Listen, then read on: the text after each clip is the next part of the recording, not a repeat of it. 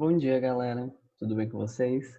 Eu sou o professor Guilherme, eu sou o substituto da professora Thaisa e a partir de agora eu sou professor de biologia de vocês.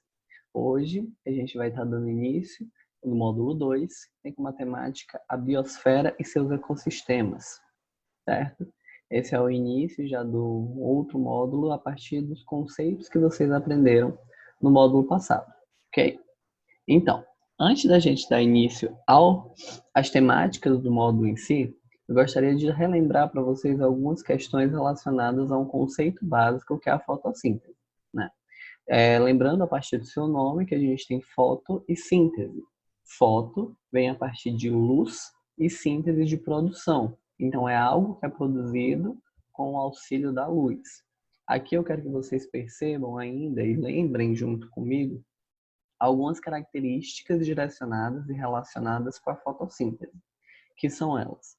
Aqui do lado esquerdo, eu vou ter que o quê? Que nós temos a energia solar, que misturada ao gás carbônico, o CO2, eu tenho, juntando a raiz, a H2O, eu vou ter o quê? Eu vou ter a formação de gás oxigênio, O2 e a produção de glicose, novamente. Na fotossíntese, eu tenho a junção da energia da luz, o gás carbônico, que é o CO2, e a água, que é o H2O, absorvido pelas folhas e pelas raízes, que misturados através de um processo interno, eu produzo gás oxigênio e glicose, que sua fórmula química é C6H12O6. Professor, mas por que logo no início, antes de começar devidamente sobre o tema, o senhor está falando sobre fotossíntese? Pois logo no início, para a gente poder falar sobre biosfera e sobre os seres que vivem nesta biosfera e as relações entre os seres deste ambiente, nós precisamos saber sobre as características individuais e de como iniciou essas características nos indivíduos. Então, tratando um pouco sobre a origem da vida, desenvolvimento e evolução para chegarmos aos dias atuais, nós temos que o quê? Que foram a partir de seres fotossintetizantes, que são seres que fazem fotossíntese, eles chegaram ao nível de dominarem o ambiente terrestre, evoluírem para seres mais desenvolvidos, com o aparecimento de animais vertebrados e invertebrados, e assim desenvolvimento e evolução de indivíduos até a raça mais evoluída, que somos nós, os seres humanos. Então, para que chegássemos ao ponto que estamos hoje de evolução, iniciou-se tudo a partir de indivíduos microscópicos fotossintetizantes. Por isso que a fotossíntese é a base de todo o início e de todo o estudo relacionado à vida, relacionado às relações da vida. A partir disso, veio-se todo um vasto universo, vasto planeta, com diferentes seres vivos. E esses seres vivos, para poder permanecerem neste ambiente, eles precisam ter uma relação mútua que cada um respeita aos seus níveis e as suas localidades e a sua vivência. Que no caso aqui você pode estar achando parecido muito conosco humano, questão social, questão de vivência humana. Mas nos animais, essa vivência também existe. Como aqui você pode perceber, eu trouxe essa imagem só como uma relação entre ambientes, em que aqui você vê alguns animais que normalmente não são característicos da mesma área, como lobos, ursos, vacas, urubus. Então, essa característica, essa imagem, ela só foi posta aí, que eu coloquei, para vocês terem uma noção de vivência entre seres e entre indivíduos. Onde nesta vivência, nesta comunidade, nesse ecossistema, as relações precisam se perpetuar para poder o ambiente ficar em homeostase. Esse homeostase, essa palavra homeostase, ela significa equilíbrio. Então a gente precisa estar em equilíbrio para que tudo flua bem. Porém, com o desenvolvimento da raça humana e com o crescimento exorbitante de novos nascimentos e de novas produções tecnológicas, o que se vê é essa diferença aqui, que nós estamos acabando por não ficar em homeostase, não ficar em equilíbrio e estar destruindo parte do que deveríamos estar cuidando, que é a parte do planeta. Essa é só uma pequena representação do que a excessiva multiplicação de indivíduos pode fazer com o ambiente em que se vive. Mas eu tenho uma pergunta para vocês que é: imagine morar em uma casa onde o número de moradoras nunca para de aumentar. Imagine morar numa casa onde o número de moradores nunca para de aumentar. Então, eu trouxe essa pergunta para como uma forma de reflexão, de você pensar. Vamos supor aqui comigo que existe uma casa que possui uma sala, um quarto, uma cozinha e um banheiro. Apenas. Uma casa pequena, uma casa simples, muito, muito, muito simples. E nesta casa vive um casal. E este casal resolve ter filhos. E quando eles estão idosos, os filhos deles já tiveram filhos, mas ninguém saiu de casa. Daí iniciamos com essa casa que só tem um quarto, uma sala, uma cozinha e um banheiro, com 2 pessoas.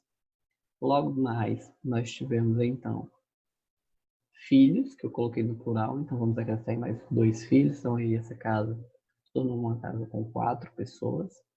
E cada um desses filhos teve mais 2 filhos, tornando-se uma casa com 8 pessoas.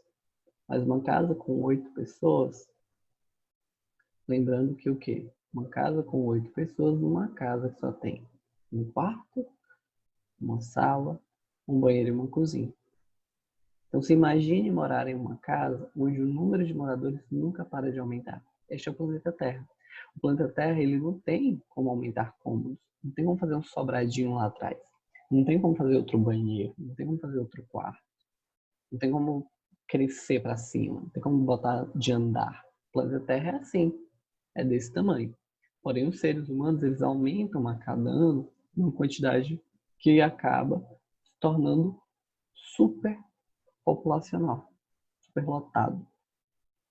Isso ocasiona o quê? A representação da imagem que eu mostrei para vocês anterior, que a superpopulação, que o aumento exagerado de pessoas no planeta Terra faz com que nós esgotemos todos os seus recursos. A água, como estudamos lá na 6ª série, lá no 6º ano, tem uma característica de ser cíclica. O que é ser cíclico? Ser cíclico é estar sempre em ciclos. Então a água tem sua forma líquida, sua forma de vapor, depois ela condensa, vira novamente líquida e faz esse ciclo constante. Isso quer dizer o quê? Isso quer dizer que na Terra pode ser que essa quantidade exata de água exista há milhares de anos. Não tenham aumentado nem diminuído. Isso é uma ideia, é uma teoria que a gente pode pensar dessa forma agora. Então pensemos dessa forma, em que a água é cíclica. Se a água é a mesma quantidade de água, vamos transformar esta água do planeta Terra em um copo de água. Se este copo de água antes daria apenas para uma pessoa beber, se eu aumento a quantidade de pessoas na casa, como depois a casou, teve um casal, então 2 pessoas bebem um copo de água. Vai chegar um momento em que 8 pessoas estão bebendo um copo de água naquela casa. Imagine agora isto no planeta Terra. São recursos que são esgotados, pois nós temos um recurso limitado e que com o aumento de uma população, esse recurso ele acaba sendo desgastado, sendo extinto, sendo acabado. Então, o problema da superpopulação é as questões dos recursos que a Terra nos fornece, como a água, que é um dos bens mais comuns que a gente tem. Mas a partir disso, para que haja tal aceitação por parte da Terra como esse organismo em que nós vivemos, existe uma característica que é chamada de níveis tróficos nos ecossistemas. Os níveis tróficos nos ecossistemas, eles são caracterizados como uma organização de forma criteriosa sobre as relações entre os seres vivos. Que esses níveis tróficos, eles podem ser divididos previamente em cadeia e teia alimentar. Cadeia, quando eu falo de cadeia, eu não lembro de prisão, não. Eu não vou lembrar de prisão, eu não vou lembrar de presídio. Quando eu lembro de cadeia, eu vou lembrar, por exemplo, de uma reação em cadeia. Vocês já devem ter visto, talvez até mesmo tentado, aqueles dominós, quando eu pego um dominó, coloco na frente do outro, eu vou colocando um na frente do outro, e quando eu bato em um, todos os outros caem também, que é também conhecido como efeito dominó. A cadeia, que também é a reação em cadeia, é meio neste sentido, em que um vai atrás do outro, que vai atrás do outro, que vai atrás do outro. E acaba se tornando uma reação em cadeia. Daí surgiu o termo para cadeia alimentar. Vamos entender mais para frente. Antes da gente chegar no momento da cadeia alimentar, que é o primeiro, depois iremos para a teia, eu preciso que vocês lembrem de alguns termos que às vezes eu posso falar e vocês podem estar se perguntando: que termo é esse que o professor está falando? Que eu nem lembro mais o que é isso. Nós temos aqui 5 termos que vocês têm que estar cientes neste momento. 2 relacionáveis e depois 3 relacionáveis. Os primeiros 2 relacionados são chamados de heterotróficos e autotróficos. Esses heterotróficos e autotróficos são diferentes indivíduos e essas palavras se relacionam com sua alimentação. Quando eu falo hétero, eu significo diferente. Quando eu falo auto, eu significo eu mesmo. Eu mesmo. Então, se eu falo heterotrófico, eu estou falando que trófico é relacionado a alimento. Então, eu estou falando que eu preciso de um alimento diferente de mim. Eu preciso de um alimento de outro indivíduo, de algo diferente nesse sentido, que eu preciso de um indivíduo diferente de mim para que eu possa me alimentar. Já o autotrófico, eu só preciso de mim mesmo. Em que sentido? Autotróficos fazem fotossíntese, heterotróficos não fazem fotossíntese. Nós, seres humanos, somos autotróficos ou heterotróficos? Nós, humanos, nós somos heterotróficos. Pois nós precisamos de outro alimento, seja este um carboidrato, uma proteína, um lipídio, nós precisamos de outro alimento para nos sustentarmos. Já as plantas, elas são consideradas autotróficas, pois elas realizam fotossíntese e produzem o seu próprio alimento, não precisando de outro indivíduo para isso. Outros termos que eu acho importante nós estarmos lembrando neste momento, para vocês conseguirem entender melhor o que será falado, são os termos herbívoros, carnívoros e onívoros. Os termos herbívoros, carnívoros e onívoros também têm relação com a alimentação, mas com um direcionamento da alimentação de seres heterotróficos.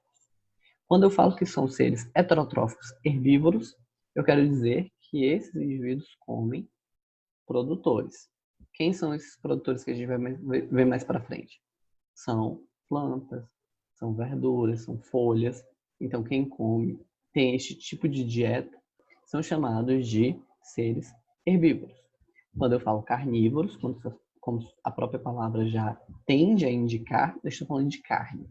Então, são seres que se alimentam de outros seres vivos. Eles são carnívoros. E já quando eu falo onívoros, eu estou falando de seres, de indivíduos que se alimentam tanto de folhas quanto de animais, que é o nosso caso. Nós, seres humanos, somos considerados heterotróficos onívoros, pois nós precisamos de um alimento diferente, nós não temos condições de produzir um alimento próprio, e este alimento pode ser tanto de origem vegetal quanto de origem animal. Por conta disso, nós somos considerados seres heterotróficos onívoros. Agora sim, nós chegamos na parte da cadeia alimentar. Da cadeia alimentar, como eu falei para vocês, é como um dominó, um efeito dominó, em que um bate no outro, que bate no outro, até todos caírem. Nesse sentido, nós vamos seguir mais ou menos esta ideia na cadeia alimentar.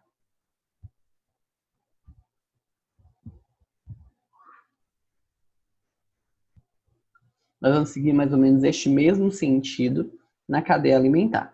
Aqui eu tenho um produto vegetal que vem da terra e que produz seu próprio alimento. Eu tenho um produtor. Então, ele mesmo produz seu próprio alimento, ele é estático, ele é físico no chão.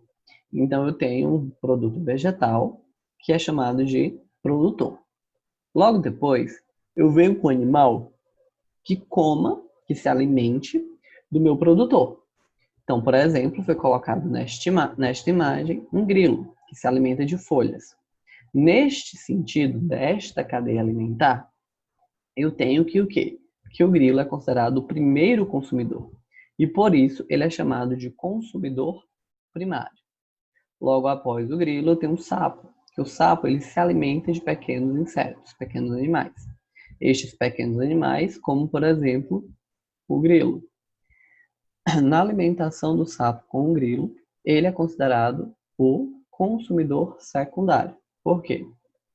Pois ele faz o consumo de um animal que já fez o consumo de um vegetal. Nesse sentido, eu tenho que o sapo que se alimentou do grilo, que se alimentou de um vegetal, é considerado o segundo consumidor, sendo chamado de consumidor secundário. E assim sucessivamente segue a cadeia alimentar.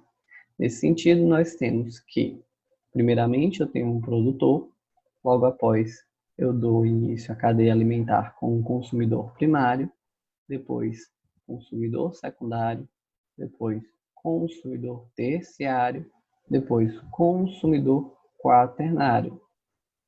E se tivesse outro consumidor, continuaríamos esta cadeia alimentar. Mas daí difere-se a seguinte característica: nós temos tanto a cadeia alimentar quanto a teia alimentar. Neste sentido, a cadeia alimentar é como o dominó, que um vai atrás do outro e segue linearmente, de maneira linear. Já a teia alimentar, ela é como uma teia que não dá para entender onde se iniciou e onde se terminou. Ela pode ser cíclica, de certa maneira. Nesse sentido, nós podemos ver aqui uma teia alimentar formada a partir de diversos consumidores e alguns tipos de produtores. Lembrando que os produtores, eles são autotróficos, então eles produzem o seu próprio alimento. Neste sentido, a gente já marca este daqui, este e este como produtores. Logo depois dos produtores, os primeiros animais a se alimentarem deste produtor, eles são chamados de consumidores primários. Então, eles estão no primeiro nível trófico. Que neste caso aqui a gente tem um exemplo da lagarta, do caracol, de um rato, de um passarinho. Então, aqui são alguns exemplos de consumidores primários. Mas o que difere a teia alimentar da cadeia alimentar, essa falta de linearidade, essa falta de ser linear, é que um consumidor ele pode estar em diferentes níveis. Ele pode ser, ao mesmo tempo, consumidor secundário e, ao mesmo tempo, consumidor primário ou terciário. Por exemplo, aqui eu tenho a cobra, que se eu for caminhar do meu produtor deste campo até a cobra, eu tenho que este vai ser o meu produtor, aqui eu vou ter o consumidor primário e logo depois a cobra se torna o consumidor secundário. Já se eu partir do princípio de um segundo animal, como por exemplo o besouro, eu tenho o meu produtor, eu tenho um consumidor primário, para o sapo eu tenho um consumidor secundário, e já nesta linear, nesta cadeia, eu vou ter a cobra como o consumidor terciário. Então, esta é a diferença da cadeia alimentar para a teia alimentar. É que na teia alimentar, eu vou ter diferentes cadeias alimentares. Como vocês viram, então, se eu seguir a cadeia alimentar pelo rato, eu vou ter a cobra como secundário. Se eu seguir a cadeia alimentar pelo besouro, eu vou ter ela como terciário. Se eu continuar seguindo pelo besouro, mas passar pela joaninha no caminho, eu já vou ter a cobra como quaternário, certo? Agora, eu vou só colocar para vocês rapidinho verem um vídeo curto que mostra mais ou menos explicativo, de maneira ilustrativa, como seria uma cadeia alimentar. Olha. O sol nasce para todos é uma frase bem verdadeira. Todos os dias ele está lá no céu, brilhando e nos aquecendo. Mas para as plantas ele também representa a produção de seu alimento, já que elas produzem sua alimentação por meio da luz que recebem do sol. O alimento produzido é transformado em energia para a planta, e a parte dessa energia se perde para o ambiente na forma de calor. Como as plantas produzem seu próprio alimento, são chamadas de produtores. Quando um animal se alimenta de uma planta, ele, além de ser um herbívoro ou onívoro, alimenta-se de plantas e animais, é chamado também de consumidor primário. Assim como na planta, o alimento que o animal consome se transforma em energia em seu corpo e parte dela é perdida para o ambiente na forma de calor. Se um ser vivo se alimentar de um consumidor primário, será considerado carnívoro, ou será considerado um onívoro se ele também comer plantas. Além disso, aquele que come um consumidor primário é chamado de consumidor secundário. Ao final da cadeia estão os seres decompositores, que são seres capazes de se alimentar dos seres que morreram ou de parte deles. Os decompositores devolvem para o ambiente os materiais que retiraram desses seres. É exatamente a continuidade dessa cadeia alimentar que garante a sobrevivência dos seres vivos na natureza ao longo do tempo. Então, aqui nós temos a formação dos níveis tróficos. Aqui é uma imagem que eu tirei do livro de vocês, que tem a representação de uma cadeia alimentar terrestre. Nesta representação, nós temos o capim como produtor, o gafanhoto como consumidor primário, a ave como um consumidor secundário e a serpente como um consumidor terciário. Nesta cadeia alimentar, a gente ainda não abordou sobre o último nível trófico, que é o nível cíclico, que é do capim, ele sai da terra, ele puxa nutrientes da terra para poder conseguir se desenvolver e fazer sua fotossíntese. Ao final de uma cadeia alimentar, quando nós chegamos ao nível máximo de uma cadeia alimentar, vai chegar um momento que este nível máximo vai morrer. E no momento que este nível máximo morrer, que nesta cadeia alimentar em específico é a cobra, ela vai ser decomposta por fungos e bactérias do solo. Então, nós temos o último nível trófico, que são os decompositores. Quando eu chego no final dos meus consumidores, este último consumidor vai chegar ao ponto de morrer e no momento de sua morte, ele vai ser decomposto por fungos e bactérias. Então, nos meus níveis, eu tenho o produtor, os diferentes consumidores, pois eu posso ter mais de 3, e, por fim, os decompositores. Aqui eu coloquei outro exemplo para vocês de uma representação esquemática de uma cadeia alimentar marinha. Nós temos uma pequena diferença nos termos dos animais marinhos, de produtores e consumidores primários. Pois no mar, na parte marinha, é mais difícil encontrar plantas. A gente encontra algumas algas que fazem parte do reino plântico, mas nós temos que lembrar de alguns outros seres que fazem parte do nível trófico inicial, que é o nível de produtores. Que no caso aqui do mar, nós temos os chamados fitoplâncton, e logo após, como consumidores primários, nós temos o zooplâncton. Então, fito refere-se a vegetal, zoo refere-se a animal, plâncton é um ser vivo marinho. Então, quando eu digo que um animal marinho microscópico, ele é um fitoplâncton, eu estou dizendo que ele é autotrófico, pois este termo fito que foi inserido nele como característica vegetal é porque o mesmo ele produz o seu próprio alimento, então ele é fotossintetizante. Nesta característica, insere-se ele no primeiro nível trófico, que são os produtores, que produzem o seu próprio alimento. Logo depois eu venho com o zooplâncton, que zoo é de animal, e plâncton é esse ser microscópico. Então, que são os primeiros a se alimentarem dos outros seres microscópicos, que são os fitoplânctons, que produzem o seu próprio alimento, se tornando, por isso, como chamados de consumidores primários. Logo após, nós temos algumas exemplificações de consumidores secundários, terciários e quaternários, que são os peixes e tubarão.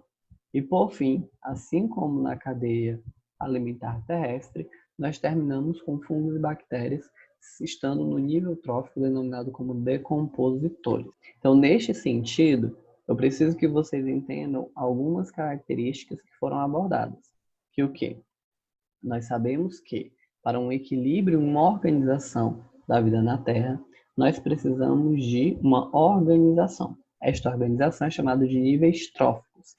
Estes níveis tróficos são separados em produtores, consumidores primários, consumidores secundários, terciários, quaternários e assim sucessivamente, chegando até o momento de termos os decompositores.